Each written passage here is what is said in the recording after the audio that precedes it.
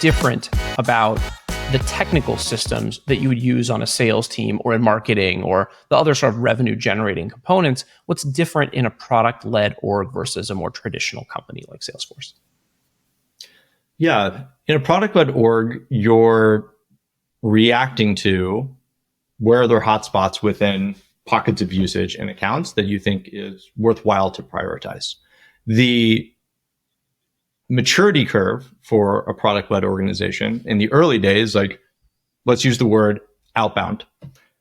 Your outbound, in my view, is like you're being proactive, trying to go and generate conversations that lead to pipeline and you go and close that aren't coming through a passive or inbound funnel that you currently have. So if someone's raising their hand saying, I'd love to talk to Derek, great, inbound. I recognize that Derek's a person that's interesting that I want to go and reach out to, and I'm doing that proactively. Like I'm doing a version of outbound. That is very different than a cold outbound motion. You're not receiving a cold email. There's a compelling reason because you're engaged in the product. And so being able to help highlight, identify, and create a structured way to prioritize what are the accounts, what are the teams, and ultimately what are the people that you want to be engaging with and sell to, that is where the systems get oriented. And so in a more traditional direct sales organization, you're either going to have someone filled out, I'm being tongue in cheek here, but like someone filled out a web form and said, give me a call. I want to evaluate your widget factory. Great. Or I call you up and say, Derek, I think you'd love our widgets. You want to talk? And so it's a bit more binary. And I think the systems component that I see being the intersection between the product data that exists within your user base, the translation exercise of how does that apply to entities. And in this case, an entity is an account. And then within an account, there are teams and individuals. And ultimately, it does boil down to people talking to people. You don't take action on an account, you talk to people. And then how do you help put people in a position to understand trends that are taking place within the user base to help facilitate those conversations? So that's one piece of it. I think as you continue to move up larger and larger deals, we were talking about moving from like a mid-market sale. So we'll call it like 200 to 1,000 employee companies is a cut that I see a lot of companies doing. Everyone's got a different definition. Or even the enterprise where you're getting 5,000 plus. The difference there is going to be the marrying of who's in your product that you want to engage with, or at least what are the trends that are happening across that usage, and then pairing that with, okay, but who are the folks that actually have the decision-making authority and being able to go and tell that compelling story to them. One of the things that you kind of left out is you're not really trying to generate additional product usage in other departments, it sounds like, as part of the sales process anyway. You're not going for, hey, how can we spur product usage in these adjacencies? It sounds like it's much more focused on the buying dynamics and the budget holders, the people with authority to make a purchase, and just lasering in on them.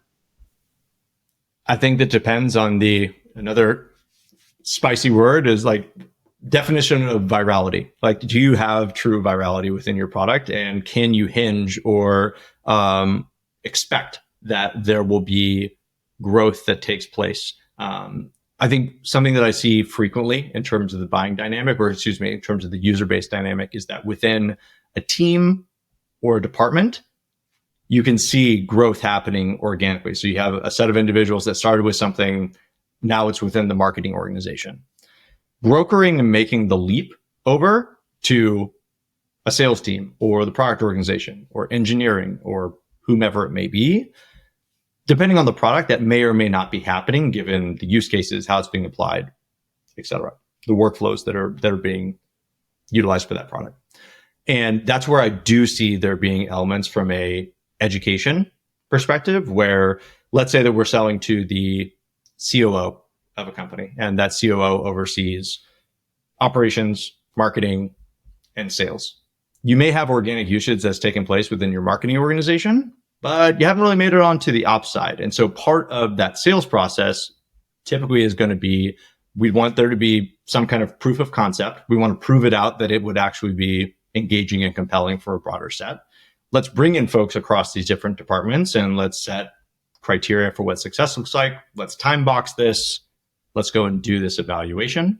And through that process, you are actually driving more usage because you're opening up new departments or teams that are being exposed to your product. But that should be a time-based thing, and you're driving towards a specific outcome with those actions. And that's something where, as a go-to-market and product organization, you need to be well-defined around what sorts of deals or what sorts of opportunities do we want to support in that way. Just because the resourcing, like in essence, you're almost doing the post-sale launch in a pre-sales capacity in order to get people hooked, seeing the value, and wanting to say yes to a broader deployment. I'm curious whether you think that sales teams at companies with product-led growth motions should compensate their reps on that specific thing, on the expansion from one department to a completely different department that might be totally cold, no signups yet in the product at all. Again, it goes back to that definition and expectation on virality and if that jump can be made. I think that I see a number of different ways that people do it. I've been pro compensating on expansion, especially if we have an understanding of what the beginning stages of health look like. We know there's going to be a time component that it takes to grow into that level of health at scale. And how do we then incentivize reps for a certain time window in terms of the growth that's taking place? The thing that we're actually trying to counteract by doing that, in my experience, is overselling. So if you're truly a land and expand model, you've got the dynamics, you've got the NRR that supports, hey, let's just go get a bunch of smaller deals, but those deals are hard won. It's tough because you're probably not going to be able to stack up enough of those transactions in a certain time window, whether it be a month, a quarter, a year, for how you're compensating those reps. And so when you're going from purely self-serve towards your first innings of having a sales team, I've seen that work well. I think once you hit a maturity curve where you have a very good understanding around what would happen over a multi-year period if those accounts went untouched or they were not sold to, and you can start to get a very strong sense of what the true incrementality is for those reps.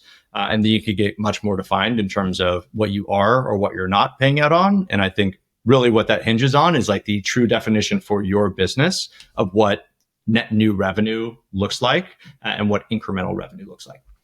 That's interesting. So it sounds like what you're suggesting is you could even pay salespeople in advance on some of the future growth, knowing that that's just a common thing that happens within your customer base, right? If you really do have a product where sharing is a core component, such that you definitely expect more usage the following year.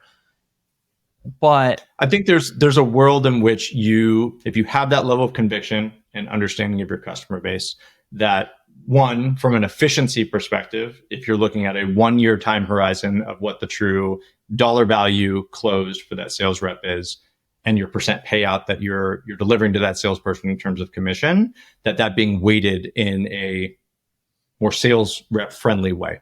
So the efficiency isn't there because you know you're going to make it up in a 12 to 18 month period.